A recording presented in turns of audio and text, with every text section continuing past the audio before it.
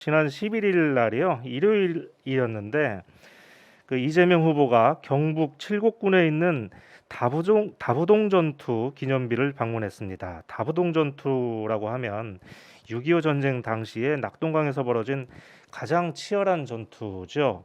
여기서 행한 연설이 또 많은 사람들한테 회자가 되고 있는데 이재명 후보는요, 워낙 그 달변이기도 하지만 다변입니다. 그래서 네, 맞아요. 말씀을 많이 하셔서 한 번 말을 시작하면 한 20분 정도는 그냥 기본인 것 같아요. 그래서 이 긴 연설 가운데 종전선언 관련 내용이 있는 부분만 간추려서 2분 정도 같이 보도록 하겠습니다. 여전히 이 한반도는 법률상 전쟁 상태입니다. 잠시 정전했을 뿐이지 종전하지 못했습니다. 그래서 평화협정을 맺고 평화체제로 가기 전에 반드시 이 정전 상태를 종전 상태로 바꿔야 합니다. 그렇지 않습니까? 맞습니다. 정전을 종전으로 바꾸는 것을 반대하는 국가가 있습니까? 있습니다. 어디입니까? 그렇습니다. 일본이 종전을 반대하고 정전 체제 유지를 원합니다. 일본은 그럴 수 있습니다.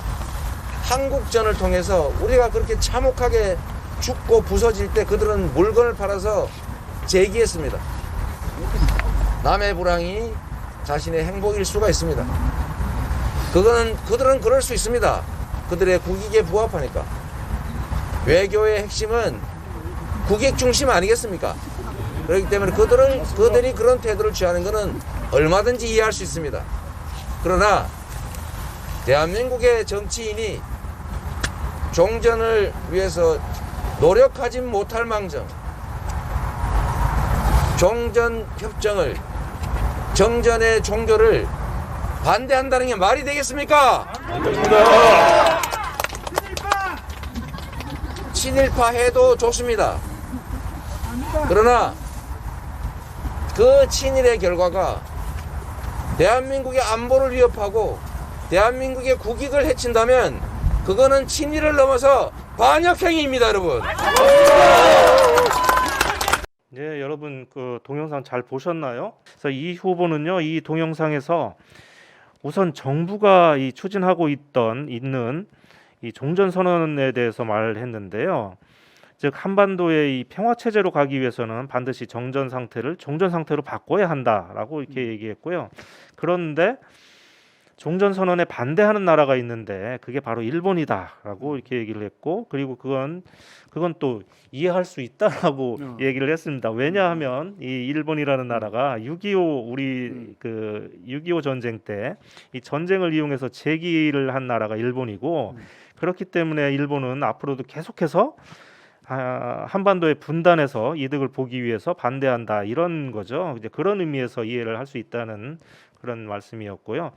그러고 나서요, 그 이재명 후보는 화살을 야당으로 돌리죠. 그래서 대한민국의 정치인이 종전 선언을 반대하는 게 말이 되냐라고 이렇게 일갈을 합니다. 그런 다음에 어떤 지지자가 말이 안 됩니다 하고서 친일파다 이렇게 얘기를 했어요.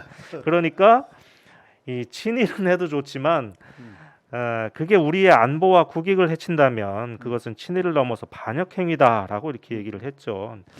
그러고 보니까 제가 며칠 전에 야당 대표하고요, 의원들 몇 명이 미국에 가가지고 미국 의원들을 만나가지고 종전 선언을 반대해달라고 이렇게 요청을 했다는 거예요. 그 결과적으로요, 그게 또 효력을 봐서 지난주에 미국 하원 의원들 35명이 종전 선언을 반대하는 서한을 바이든 대통령한테도 보내고 백악관 보좌관한테도 보내고 여러 사람한테 이렇게 발송을 한 것 같습니다. 교수님은 이 연설을 어떻게 보셨습니까? 아무래도 이재명 후보는 역시 말을 잘한다.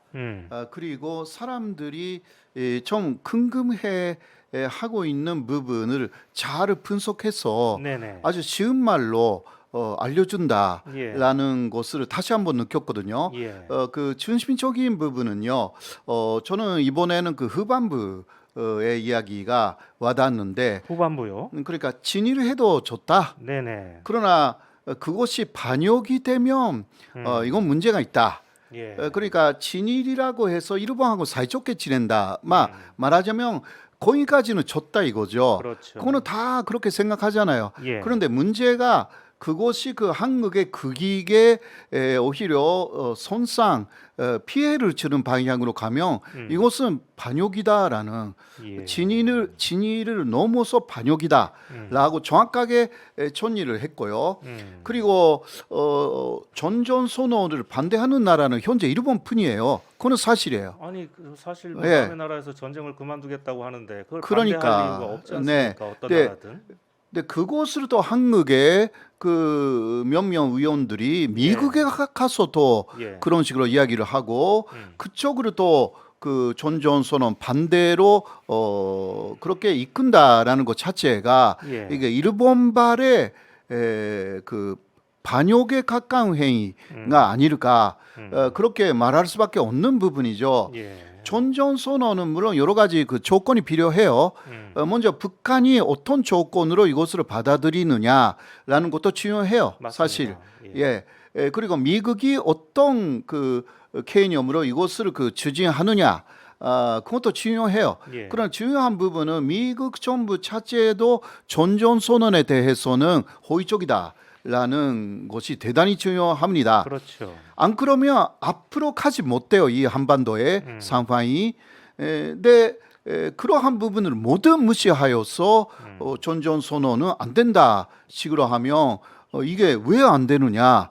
이러한 부분들이 설명이 사실 큰색함 설명이 될 수밖에 없는 거죠. 맞습니다. 교수님 말씀하신 대로요. 미국도 반대하고 있지 않고요. 심지어는 최근에 보니까 거의 미국 정부와 한국 정부가 문안 합의까지 거의 다 끝나지 않았나 하는 예, 그런 예. 생각이 듭니다. 혹시 야당 쪽에서 반대하는 이유가 굉장히 전치적인 이유, 예. 특히 대선에 영향을 준다라는 이유 때문에 반대한다면 아마 그런 것 같습니다. 그렇게 되면 그거는 그 진짜 역사적으로 큰 과오를 범한다. 그렇습니다. 그렇게 저는 생각을 예, 해요. 역사적인 죄인이 되는 거죠. 네, 예. 네. 그 저는 이제 또 임진왜란 직전에요. 그 일본에 갔었던 사신들이 네. 한 사람은 일본이 곧 쳐들어온다고 얘기하고 네. 또 한 사람은 그럴 일이 절대로 없다라고 얘기했던 그런 모습이 이제 겹쳐가지고 그게 벌써 한 400년도 더 전 아닙니까? 그게 다시 또 되풀이되는 게 아닌가 하는 그런 생각까지 들었습니다. 네, 그때도 그 이념적인 문제가 좀 있었어요. 일본을 상당히 그 아래로 보는 예, 그러한 시각에서 소국 일본이 절대 조선을 침공할 수가 없다. 예, 그런 식으로 그게 사상에서 나온 그때 선리하게 그래서 중국하고 조선은 중화다.